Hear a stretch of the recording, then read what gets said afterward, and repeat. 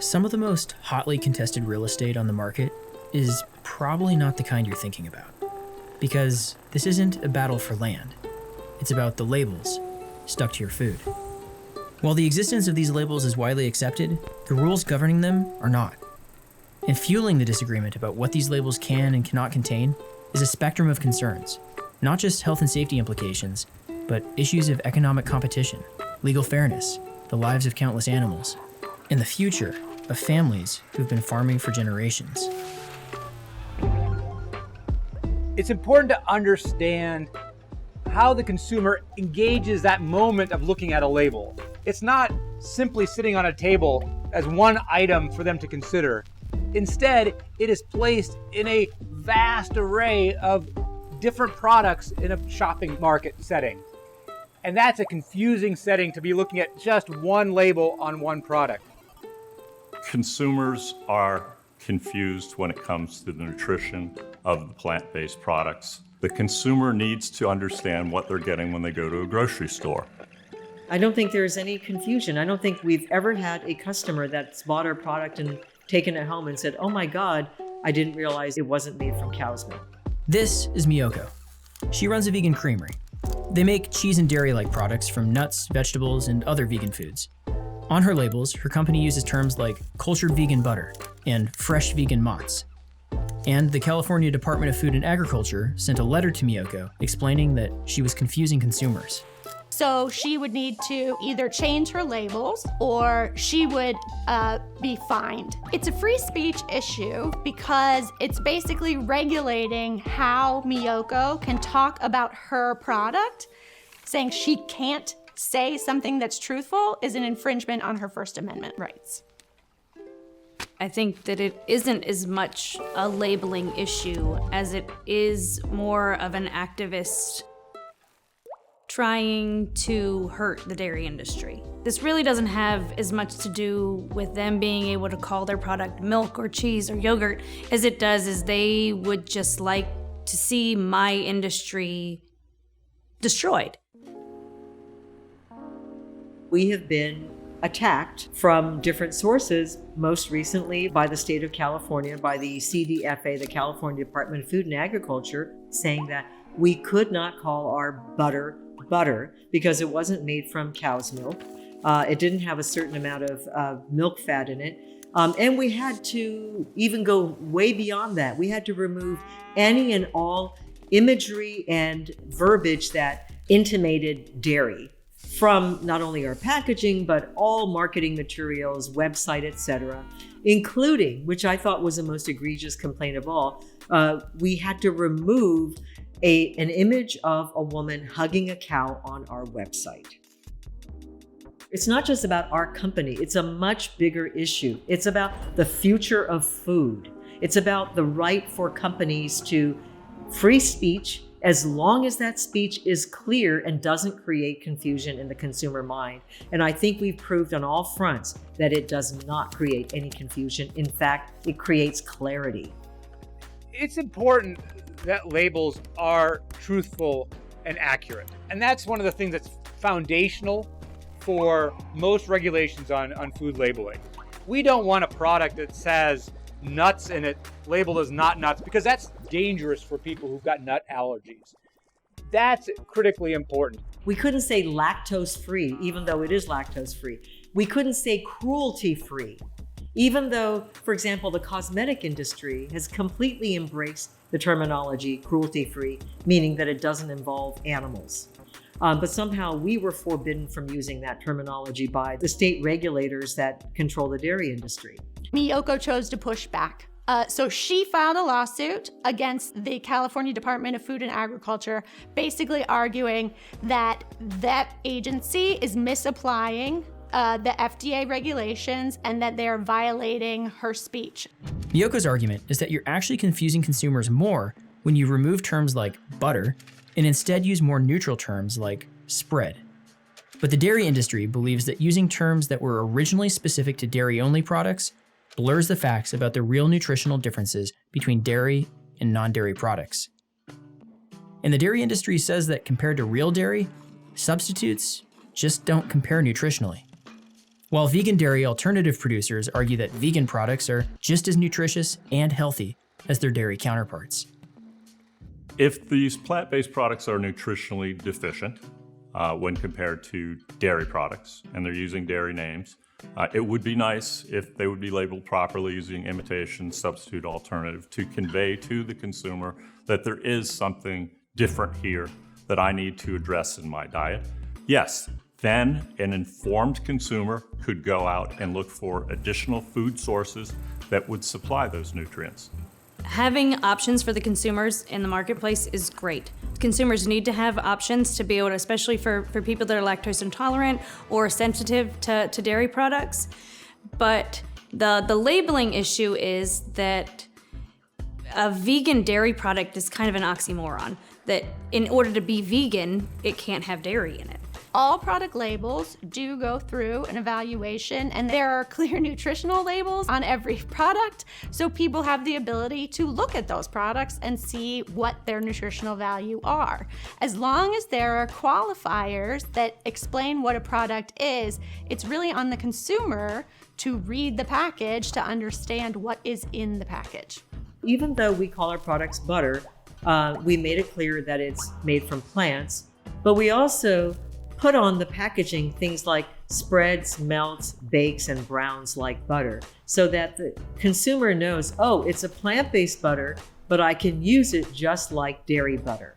For our politicians to understand that to make it fair for the dairy producers, they need to enforce the laws that are already there, to make it fair also to the consumers, that they know what it is that they're getting, that the labeling laws that are in place are implemented and enforced, that you know when you grab milk off the shelf that you are actually getting milk. So let's look at the labeling laws. Food labeling is regulated in the United States by not one, but two different federal agencies: the Food and Drug Administration, the FDA, and the U.S. Department of Agriculture, the USDA. The U.S. Department of Agriculture is in charge of labels for meat and poultry, and the FDA regulates everything else. The FDA has established standards of identity for specific types of food. It's kind of like a recipe for milk and ice cream and salad dressing. It basically just provides a definition of what those items are.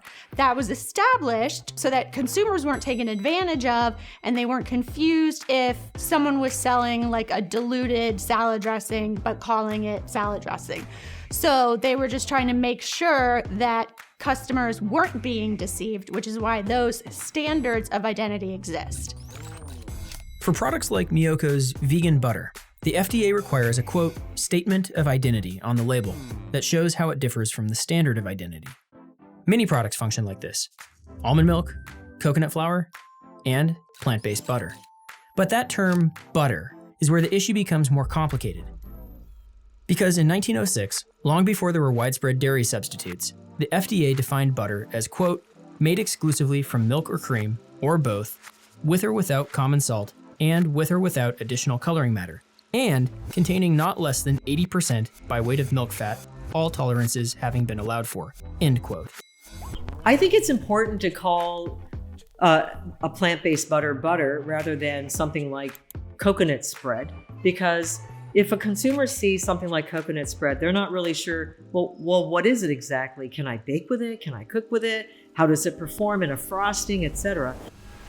The plant-based folks have been stating that it's a free speech issue, and they should be allowed to use dairy terminology on their packaging. It may in fact be a free speech issue, but you have to understand that commercial speech has boundaries as to what you can and cannot do. So you can assert that there's a free speech issue. That doesn't mean that you're going to win if you take the matter to court. Government frequently compels people to do things in the speech area all the time. Pick up any food package out there. Look at it closely. You're going to see a nutrition facts panel. The government compelled that speech. You're going to see an ingredient statement. The government compelled that speech. The name of the food has to be presented on the principal display panel. The government compelled that speech.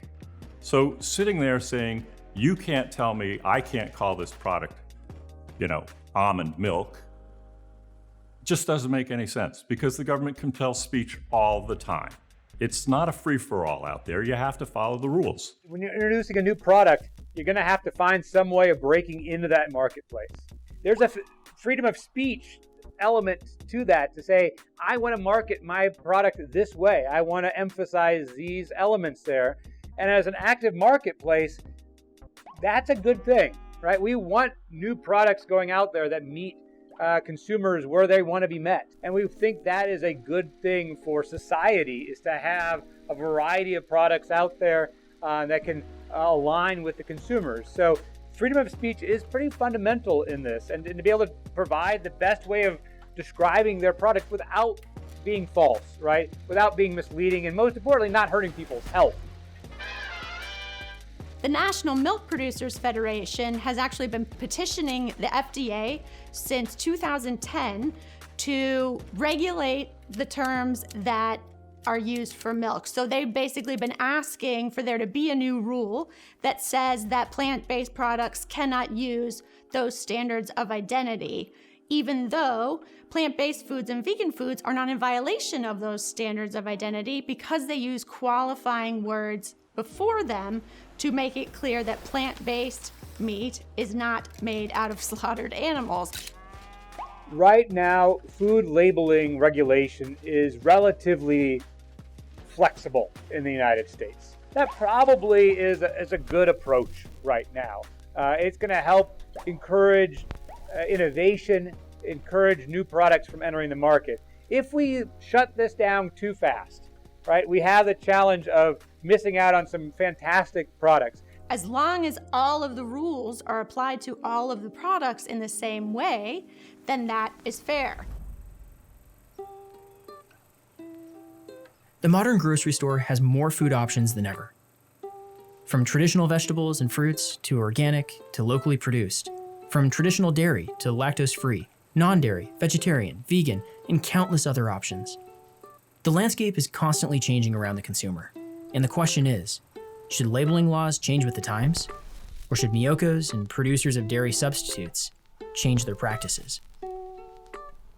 I don't think that the future of the dairy industry rests on this topic, but I think that the integrity to the consumer does, that our job as producers is to make a highly nutritious product and provide it to the consumer.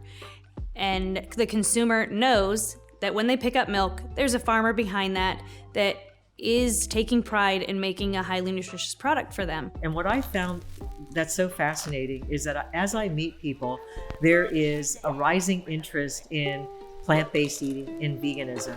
And there is so much acceptance among people. The positive of Miyoko winning this lawsuit or us winning lawsuits that defeat labeling laws is basically just bringing us back to where we were, where everything was equal. We're just trying to eliminate additional obstacles for plant-based foods and additional hoops for them to jump through to be able to label their product so that people can figure out what they are, what to do with them, and can purchase them. National Milk would prefer that this issue be resolved at the federal level. We're better off considerably if the Food and Drug Administration at the federal level takes action to resolve this. The standards of identity also have to evolve to reflect the new future of all of these plant-based foods that are coming into the scene. They didn't exist 50 years ago. They didn't exist 30 years ago. They exist now. And so the language also must evolve.